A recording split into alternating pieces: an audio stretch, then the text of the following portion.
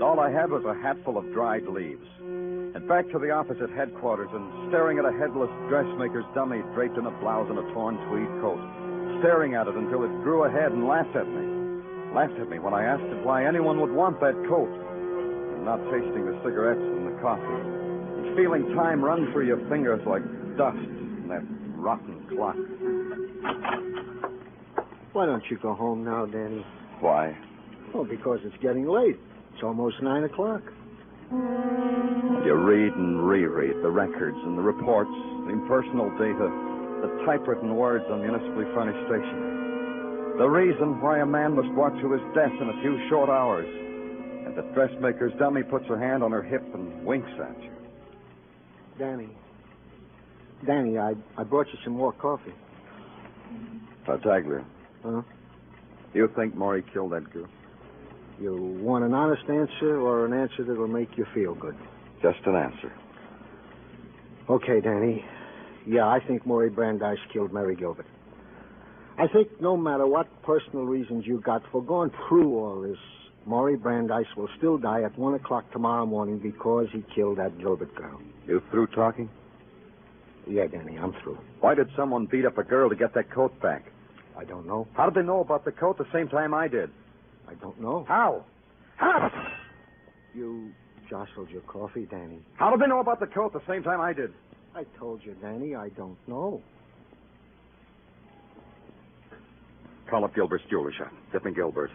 Danny, look, it's 11:30 o'clock at night. Let the poor guy alone. Let him sleep. Call him up. Okay, Danny. Hey, let me find the number. Ah, here it is.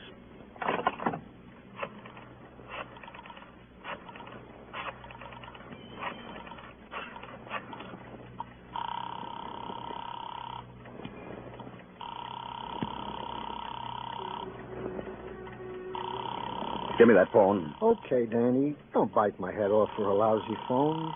Here.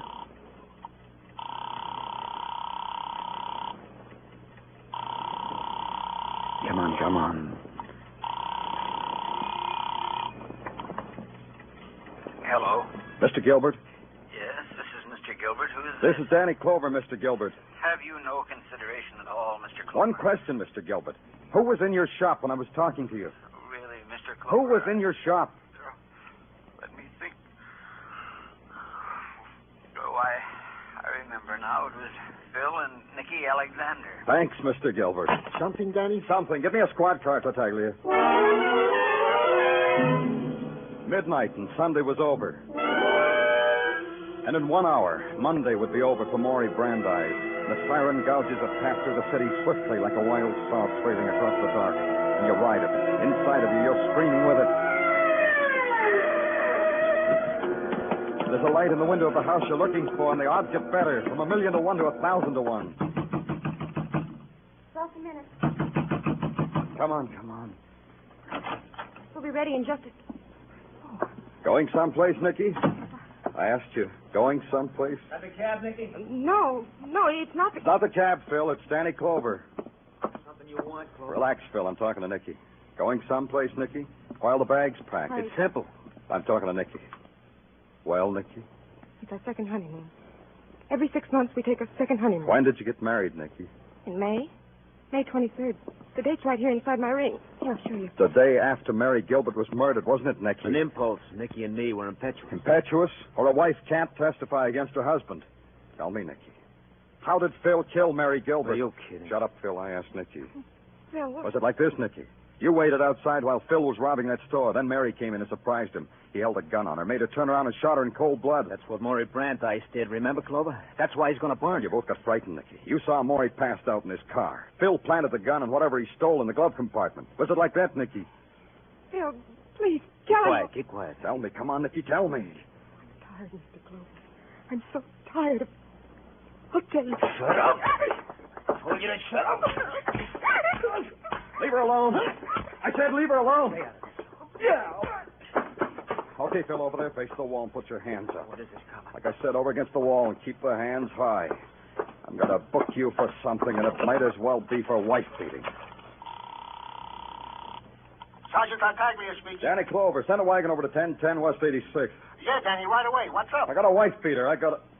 Wait a minute. Now I know I got a murderer. Let's stay where you are, Phil. Hey, what? What did you say, Danny? Hold on, Tartaglia. You did it, Phil. You killed Mary Gilbert. It's over, Phil. I know. You don't know nothing. What are you talking about, Clover? The coat you tried to tear off a girl's back in Harlem proves it. You're fishing. You don't know nothing. You heard me talking to Mary Gilbert's father about the coat, so you knew it was important. Now I know why it's important. I'm listening, but all I hear is noise. And listen closer. The bullet hole in the coat was in line with the bullet hole in her blouse. That means her hands weren't in the air like you told us they were. Listen to him, Nicky. Ain't he a kick? Phil. The coat rises when a person holds his hands in the air like yours is doing now, Phil. If I shot you in the back, the bullet hole in your coat would be a couple of inches lower than the one in your shirt. So? So you lied. So you committed murder. So you're both under arrest. Tartaglia. Danny, are you all right? Yeah, get off the phone, Tartaglia. I got to put through a call to Sing Sing.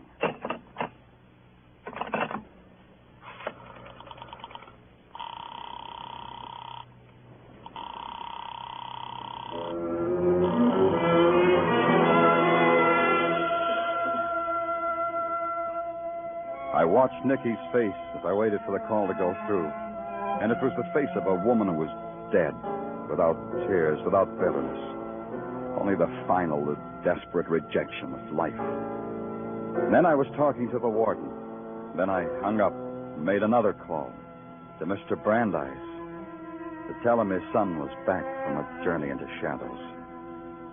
To tell him he need no longer pray for the dead.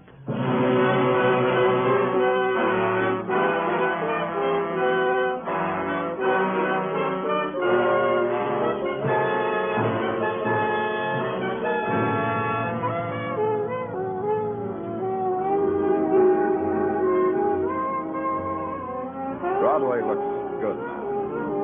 It's wearing the funny mask with the funny nose, and a great big toothy smile painted pretty in scarlet. And scarlet's a color you've known in other places and other times. So you don't rip the mask off because you couldn't stand what you'd see. Because it's Broadway, the gaudiest, the most violent, the lonesomest mile in the world. Broadway, my beat.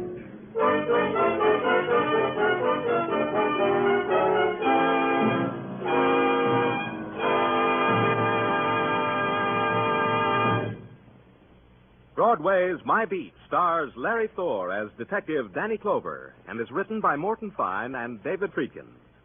The musical score was composed by Alexander Courage and conducted by Wilbur Hatch, and the program was produced and directed by Elliott Lewis. The cast tonight included Charles Calvert, Lillian Baeff, David Ellis, Parley Bear, Tony Barrett, Jester Hairston, and Vivian Baber.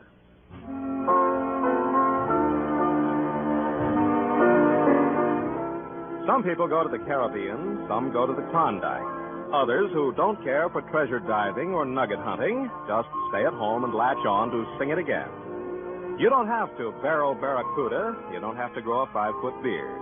With Sing It Again, all you have to do is tell Dan Seymour when he phones who owns the Phantom Voice. It's $53,000 in prizes and cold hard cash in that Sing It Again jackpot this week. Sing It Again follows immediately on most of these same CBS stations.